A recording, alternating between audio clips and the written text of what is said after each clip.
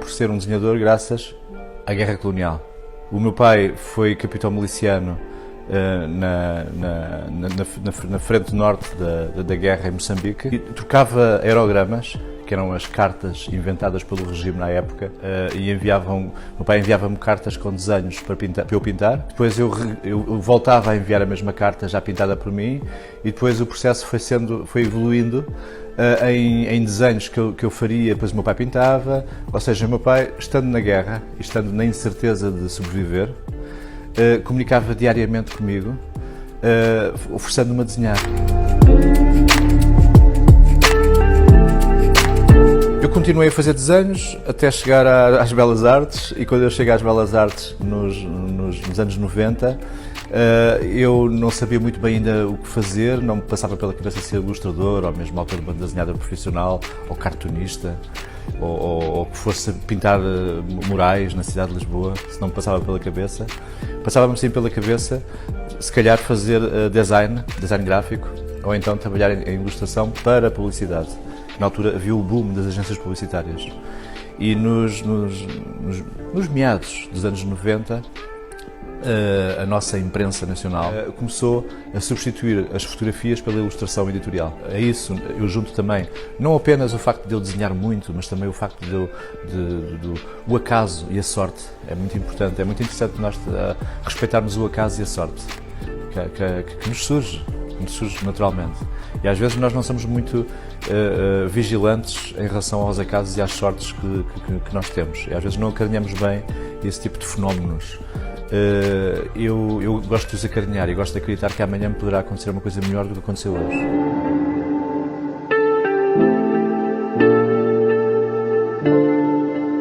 O meu nome começou a ser mais ou menos conhecido dentro do pequeno meio da banda desenhada, e como isto é um país pequeno, este pequeno meio da banda desenhada saltou para a ilustração que na altura estava a nascer, e eu comecei a fazer ilustração para um jornal na altura reivindicativo, antissistema, muito forte, embora fosse liderado por uma determinada direita intelectual.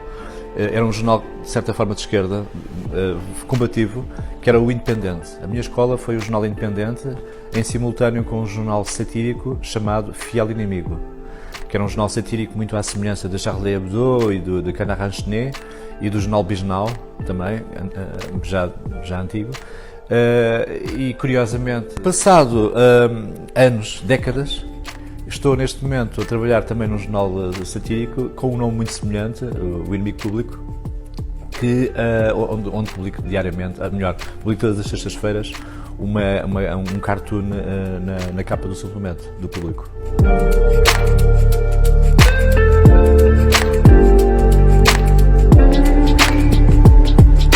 Há uma repetição no que diz respeito não apenas a temas, mas ao que diz respeito à linguagem gráfica.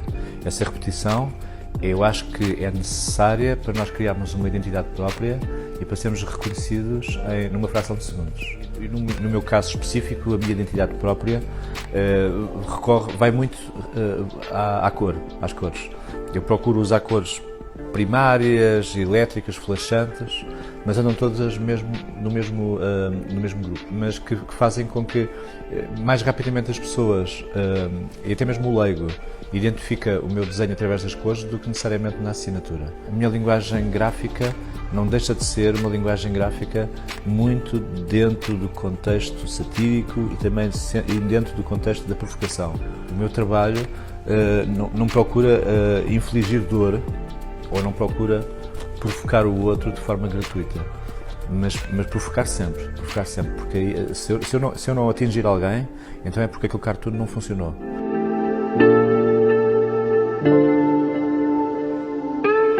O meu método de criação, e foi uma coisa que eu aprendi muito desde os primeiros anos nos jornais, é o trabalho sob pressão. Preciso que me encostem à parede e que me apontem a arma do deadline. Tens que fazer até aquele dia, aquela hora. Ao contrário, faz com que eu vacile, fique a descansar à sombra da bananeira e comece a tirar outros trabalhos, porque nem todos os trabalhos são estimulantes.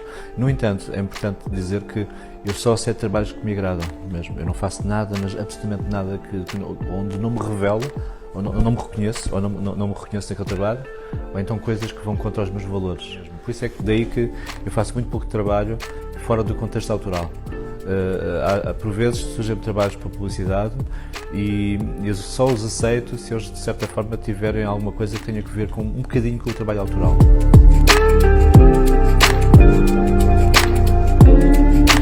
A primeira vez que nós começamos a caminhar, caminhamos sempre torto e caímos muitas vezes.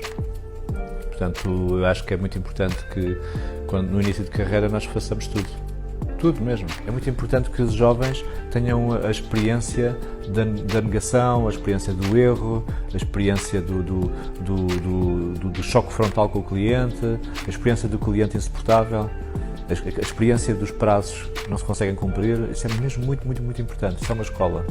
Mas é muito importante também ter como prioridade não fazer coisas que vão para além dos valores que tenhamos.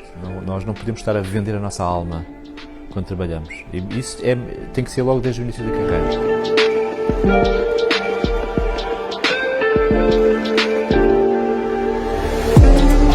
O ambiente, quando nos vem à cabeça, vem-nos na forma de imagem. Ou é a árvore, ou é a folha, ou é a flor, ou é o movimento aprazível das ondas, ou é uma atmosfera onírica. Portanto, vem-nos sempre como uma imagem. E nesse sentido a ilustração é muito importante. Conseguirmos representar a imagem daquilo que nós pretendemos, uma cidade mais sustentável, de uma cidade mais verde, e a melhor forma de o fazer acho eu, através do desenho. Porque muitas das vezes a fotografia pode nos dar, se ela não for truncada, se ela não for manipulada, a fotografia dá-nos a imagem daquilo que nós estamos, se calhar, habituados a ver. E isso não nos cria, observar uma fotografia, não maravilha-nos, claro, mas não nos dá mais do que aquilo. A ilustração dá-nos mais. A ilustração leva-nos, se calhar, à sátira, leva-nos, se calhar, a uma ideia de verde que nós ainda não temos e desejamos ter.